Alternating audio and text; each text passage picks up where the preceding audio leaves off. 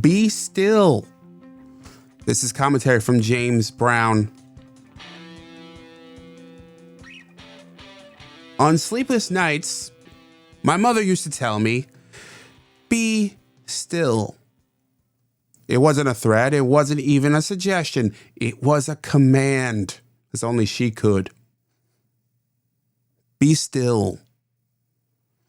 She said it when I couldn't stop pacing. She said it when I couldn't stop getting out of bed. When my mind wouldn't shut up. When I was worried about money, girls, grades, and the future. Some things never change. Be still. As a kid, I thought it meant stop fidgeting. As a man, I hear it differently. It means calm your breath. Step back. Stop trying to force something to happen at 2:45 in the morning that isn't meant to happen till the sun comes up. It means surrender. Not to failure, but to the idea that the rest is not wasted time.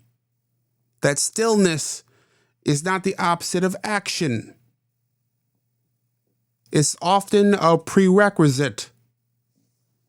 I'm still learning that. These days, when I'm wide-eyed and wired for no good reason at 2 a.m., I remember her voice. I try to listen. I try to put the phone down. I stop refreshing the news. I stare at the ceiling like it holds answers.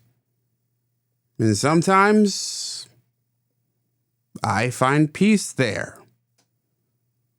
Just long enough to drift back into sleep. So here's my question. What helps you fall asleep when your mind won't quit? Let me know in the comments and support my work at jamesbrowntv.substack.com. On that note, I'm James Brown, and as always, be well.